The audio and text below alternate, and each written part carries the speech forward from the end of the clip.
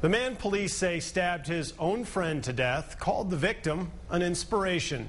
Today, Calvin White faced the judge on murder charges. As News 13's Crystal Gutierrez reports, the detective's case is growing.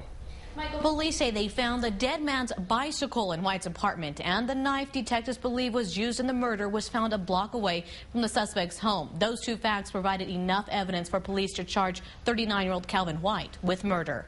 Mr. White, did you receive a copy of the criminal complaint?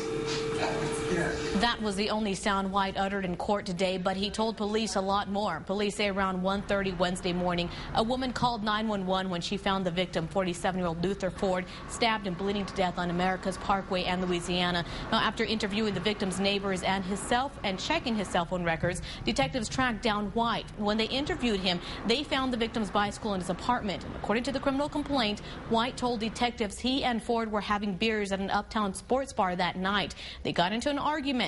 When witnesses told detectives White and the victim left together. Minutes later, the victim was found bleeding to death from a stab wound. The knife police believe was used in the murder was found by White's neighbor in an alley by the suspect's home.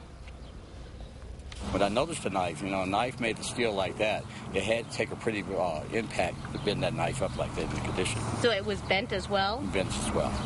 And the neighbor says he picked up the knife and dumped it in a nearby dumpster, but as soon as he heard about the murder, he called police. It's that knife now labeled as evidence. Back to you. Thanks, Crystal. White's being held on a $250,000 cash or surety bond.